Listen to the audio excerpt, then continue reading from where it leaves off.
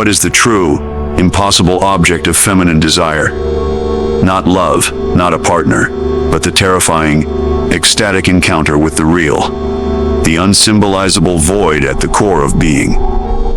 This is the forbidden knowledge psychoanalysis guards. That woman, as a category, does not exist. She is a symptom of man, and her desire is a radical, destabilizing force that circles a void, threatening the very foundations of the symbolic order we inhabit. Conventional thought tells us desire seeks an object, but a deeper, more unsettling truth posits that desire's true aim is its own endless circulation around a fundamental lack. For the feminine subject, this lack is not a deficiency but a mode of being. Her desire is not for something, but for the impossible thing itself. The traumatic, symbolic real that was lost upon entry into language. To approach it is to risk psychic dissolution. The proposition that woman is a symptom dismantles the very notion of a universal feminine essence. It is a declaration that the woman does not exist, not as a biological fact nor as a psychological archetype, but as a coherent signifier within the symbolic order. To comprehend this is to venture into the structural dynamics of subjectivity, where the subject is born from a void, a fundamental lack instigated by its insertion into language. The symbolic order, the network of laws, language, and social norms, is itself incomplete, barred, structured around a central impossibility. This lack in the other is the constitutive wound of subjectivity. The subject emerges as a response to a question that the big other, the domain of language and law, cannot answer. It is here that the symptom finds its genesis, not as a mere pathology to be cured, but as a fundamental, formative knot in the psyche. The symptom is a coded message, a unique and singular formation that gives body to this unspeakable lack, that plugs the horrifying void of the other's desire. It is a compromise, a way of enjoying the unconscious that is simultaneously a return of the repressed and a structure that allows the subject to persist. Within this framework, the position of woman is not one of being but of function. She materializes not as a full presence, but as a specific, phantasmatic answer to the question of the other's desire. What does the other want from me? This terrifying enigma haunts the subject, for the desire of the other is ultimately unknowable, a sphinx, like riddle without a stable solution. The fantasy, of which the symptom is a core component, is the constructed scenario that provides a provisional answer. It stages the drama of the other's lack and positions the subject in relation to it. Therefore, when it is stated that woman is a symptom, it means that the figure of woman, as she is encountered in the psychic reality of a subject, and particularly, though not exclusively, in the masculine psychic economy, is not a person but a signifier entangled in this fantasy. She is the element that seems to embody what the masculine subject lacks, the piece that would make him whole. She is his secret, his truth, the object that causes his desire, and appears to hold the key to his completion. In this role, she ceases to be a desiring subject in her own right, and becomes the ultimate object of his desire, the phantasmatic answer to the void in his own structure. This process is the very mechanism of love in its imaginary dimension. The amorous encounter is often the misrecognition of the other as the one who can complete us, the one who possesses the elusive, agalma, the hidden treasure we lack. For the masculine subject, the beloved woman becomes the symptom of this lack. Her every mystery, her perceived caprice, her enigmatic desire, all function as signs pointing towards a hidden truth that, if deciphered, would resolve the fundamental antagonism of his being. She is the living, breathing embodiment of the question, "Chez vous?" What do you want? That he directs at the world? Her being is thus sutured to his fantasy. She exists as the singular solution to the problem of his desire. This is why the loss of the beloved can feel catastrophic. It is not merely the loss of a person, but the collapse of a fundamental fantasy, the disintegration of the structure that gave consistency to his world. Without his symptom, the lack in the other yawns open, threatening him with the formless anxiety of the real. Consequently, her desire becomes a secondary, derivative phenomenon within this fantasy. It is not approached as a genuine, independent force, but is instead interpreted entirely through the lens of what it means for him. Does she desire him? Is he the object of her desire? Her desire is reduced to a reflection, a confirmation, or a threat to his own position as the desiring subject. He does not encounter the radical, terrifying alterity of her desire as it is in itself, a desire that may have nothing to do with him, but only as a mirror in which he seeks his own image. He demands that her desire be legible within his symbolic universe, that it conform to the coordinates of his fantasy, where she exists as his symptom.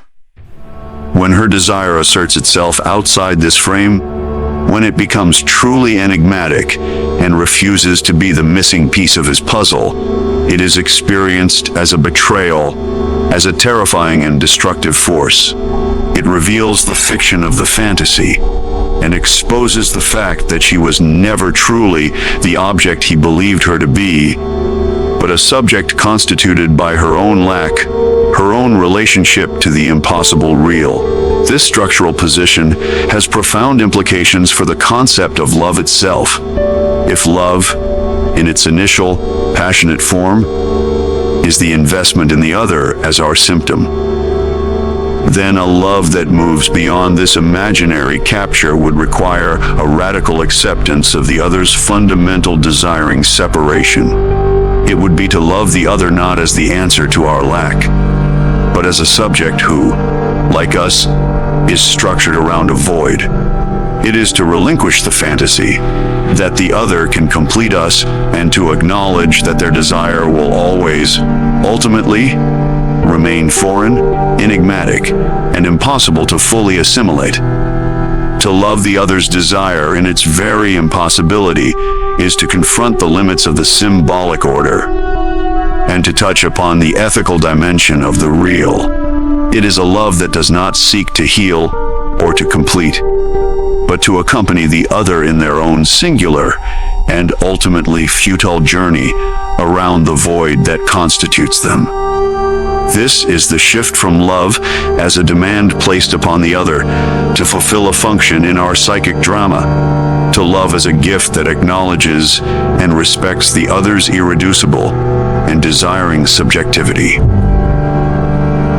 To grasp the structure of feminine desire is to abandon the common-sense notion that desire aims at an attainable object.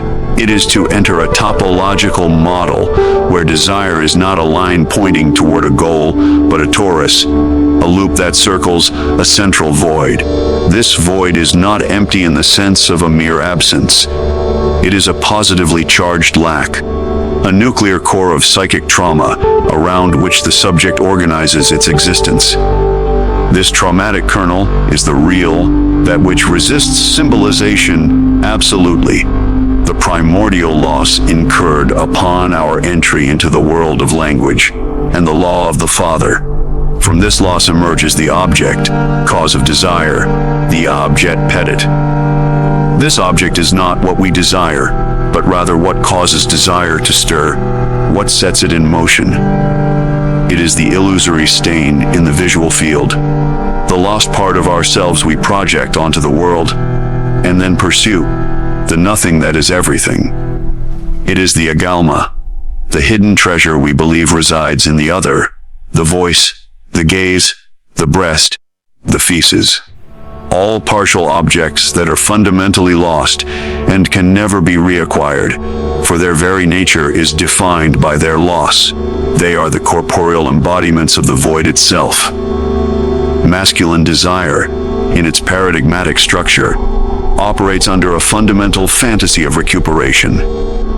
It seeks to possess the object that promises to fill the lack, to suture the wound of castration. It is a desire that aims, however futilely, at a final destination. It is a teleological desire that believes in the possibility of completion, even if this belief is a necessary illusion.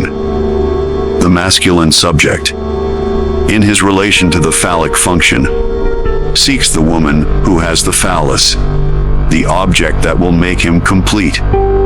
His entire economy of desire is organized around this quest for the missing piece, a quest that necessitates the transformation of a living, desiring other into a stable, phantasmatic object, the objeter incarnate.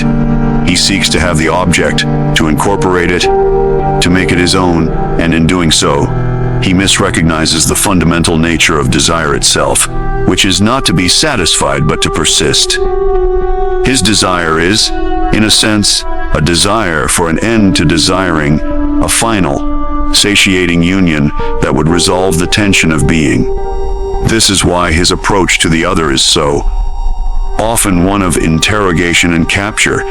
He demands to know her secret, to solve her mystery, to possess her truth, and thus to finally silence the anxious question of his own being. Feminine desire, in its radical, non-phallic dimension, constitutes a different relation to this void. It is not a desire that seeks to fill the lack, but a desire that seeks to be the lack. This is not a passive state of deficiency, but an active, ethical position. It is an orientation that does not believe in the fantasy of a final, fulfilling object, the feminine subject, insofar as she is not wholly subsumed by the phallic function. A position marked by a specific relation to the symbolic formula, the woman does not exist, is not duped by the promise of completion. She understands, at an unconscious level, that the object of desire is a cause, not a goal. Therefore, her desire does not move in a straight line toward possession. Instead, it circulates. It orbits the das objet petit in an endless, rhythmic loop. Her enjoyment, ars jouissance, is found not in the final attainment of the object, but in the very movement of the circling itself, in the sustained tension of proximity without capture. This is the profound meaning of the claim that feminine jouissance is supplementary. It is an enjoyment that exists beyond the phallus, an ecstasy that is not about having, but about being in relation to the impossible. This structural difference manifests in the very phenomenology of desire. While masculine desire seeks to answer the question of the other's desire, feminine desire sustains the question. Her desire is not a puzzle to be solved, but a rhythm to be maintained. It is a desire for the cause itself, for the elusive, traumatic thing that propels the entire psychic apparatus. To desire in this way is to embrace the fundamental alienation of being a subject of language, to consent to one's own division without the comforting illusion of a future wholeness. It is to find a strange, excessive satisfaction in the very impossibility of the encounter with the real. This is why her desire can appear so enigmatic, so capricious, so maddening from the perspective of a masculine logic that seeks a definable object and a clear path to it. From her position, the object is not the point is the desiring itself. Her love, therefore, is not a demand for completion, but a gift that acknowledges the lack in both herself and the other. It is a love that does not seek to heal the other's wound, but to love the wound itself. This is an immensely destabilizing force for any symbolic order built on the fantasy of wholeness and the possibility of final satisfaction. Her desire, in its pure circulation, is a constant, quiet testimony to the fact that the emperor has no clothes, that the foundational object is lost, and that all our pursuits are ultimately a sublime and tragic dance around a void we can never fill, only ever encircle. This exploration reveals that the impossible thing women desire is not a hidden object, but a radical mode of being. It is the terrifying freedom of embracing the void itself, of circling the traumatic real without the solace of a fantasy that promises completion. While masculine structure seeks to possess the object that fills its lack, feminine desire, in its most profound expression, seeks to become the embodiment of that lack. This is not a deficiency, but a different relationship to truth and jouissance. It is a desire that ultimately dissolves the very question, accepting that the only true fulfillment lies in the endless, ecstatic circulation around the unattainable core of our own being.